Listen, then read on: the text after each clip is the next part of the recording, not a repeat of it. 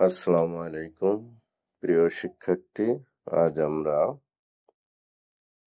একটি গুরুত্বপূর্ণ বিষয়ে আলোচনা করতে যাচ্ছি। আজকের বিষয় সেন্টেন্স কানেক্টর। চলো কথা না বাড়িয়ে শুরু করা যাক। সেন্টেন্স কানেক্টর কি? সেন্টেন্স কানেক্টর হচ্ছে পূর্বের সেন্টেন্সের সাথে পরের সেন্টেন্সের সম্পর্ক স্থাপনকারী শব্দকেই কানেক্টর বলে। যেমন, he is educated but he is impolite. এই বাক্যে বাট একটি কানেক্টর। এখন আমরা জানব কানেক্টর সেন্টেন্সে কিভাবে ব্যবহৃত হয়। প্রথমেই firstly, at first, first of all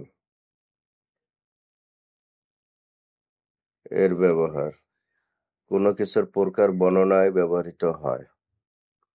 যেমন, there are many symptoms of coronavirus. Firstly, neck pain with high fever. অর্থাৎ করোনা ভাইরাসের অনেকগুলোই লক্ষণ রয়েছে। প্রথমত ঘাড় ব্যথা এবং সাথে থাকবে জ্বর। তাহলে এখানে ফার্স্টলি বা অ্যাট ফার্স্ট বা ফার্স্ট অফ অল সবগুলোর অর্থই হচ্ছে প্রথমত।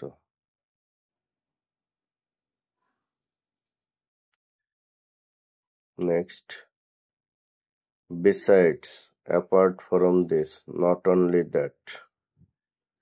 অর্থ হচ্ছে এছাড়াও বা তাছাড়াও। এর ব্যবহার হচ্ছে অতিরিক্ত গুরুত্বপূর্ণ তথ্য দেওয়ার ক্ষেত্রে ব্যবহৃত হয়। অর্থাৎ একটা তথ্য দিয়েছি, আরেকটি গুরুত্বপূর্ণ তথ্য রয়েছে। যেমন, he lost his wallet in the trade fair. সে বাণিজ্য মেলায় তার ওয়ালেট হারিয়েছিল। বিসাইডস, এছাড়াও, he lost his smartphone too. এছাড়াও সে তার স্মার্টফোনটিও হারিয়েছিল। এখানে এটাও একটা গুরুত্বপূর্ণ তথ্য। মোরএভার বা হাউএভার, যাই হোক, অর্থে ব্যবহৃত হয়। অতিরিক্ত তথ্য যা না হলেও চলতো বোঝাতে ব্যবহৃত হয়। যেমন, we are fond of pizza. আমরা পিজা পছন্দ করি। হাউএভার, যাই হোক, we are satisfied of having burger. Burger পেয়ে আমরা সন্তুষ্ট। অর্থাৎ এটা না হলেও হতো। অন দ্য আদার হ্যান্ড অথবা অন দ্য কন্ট্রারি, অপরদিকে। অর্থাৎ দুটি বিষয়ের সাথে তুলনা বা দুইজন মানুষের কর্মের সাথে তুলনা, আচার ব্যবহারের তুলনা, একটার একটার বিপরীত, এই অর্থে এই শব্দগুলো ব্যবহৃত হয়। বিপরীত পক্ষে বা বিপরীত দিকে বোঝাতে ব্যবহৃত হয়।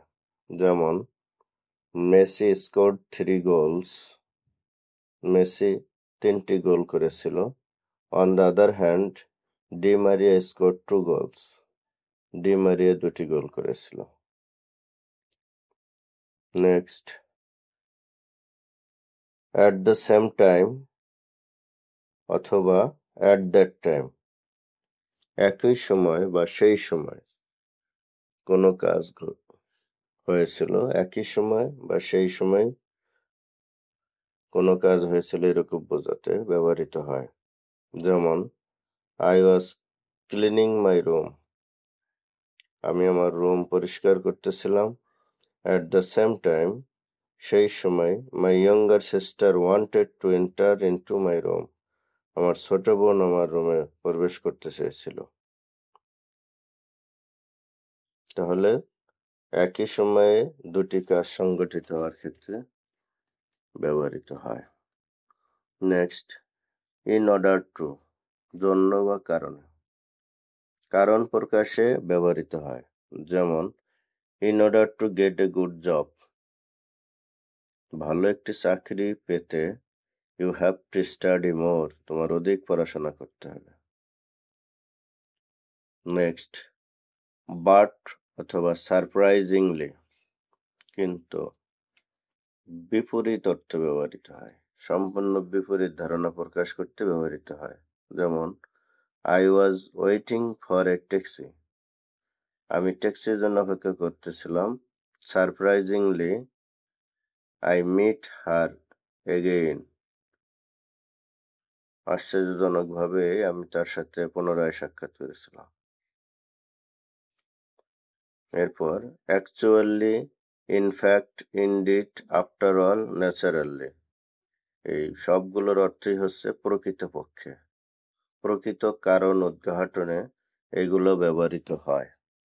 I thought he is a good man, actually he is a liar, আমি মনে করেছিলাম সে একজন ভালো মানুষ, প্রকৃতপক্ষে সে হয় মিথ্যাবাদী। সামটাইমস অবলিক ইউজুয়ালি এর ব্যবহার মাঝে মাঝে হয় এমন ঘটনা বোঝাতে ব্যবহৃত হয়। Sometimes I wish to watch A horror movie, মাঝে মাঝে আমার ইচ্ছে হয় হরর মুভি দেখতে। আনডাউটেডলি, নো ডাউট, নিঃসন্দেহে অর্থাৎ নিশ্চিত করে বলা যায় এমন অর্থ বোঝাতে ব্যবহৃত হয়। যেমন, his past and present record is obvious, undoubtedly he will become a doctor in future, তার অতীত এবং বর্তমান পরিসংখ্যান মতে নিঃসন্দেহে বলা যায় যে সে একজন ডাক্তার হবে। তারপর, then, after that, at last, after a while, তারপর কি হয়েছিল এমন কিছুর বর্ণনা করতে ব্যবহৃত হয়।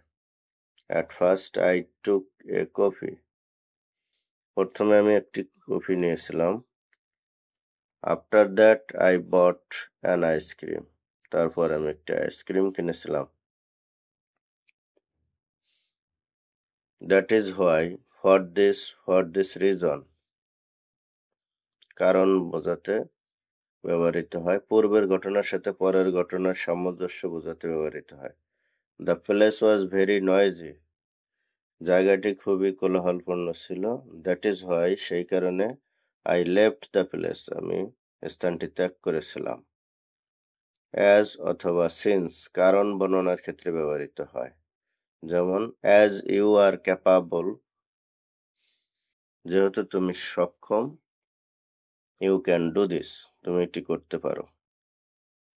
নাও এডেস, নাও, অ্যাট প্রেজেন্ট এর ব্যবহার বর্তমান পরিস্থিতি বর্ণনার ব্যবহৃত হয়।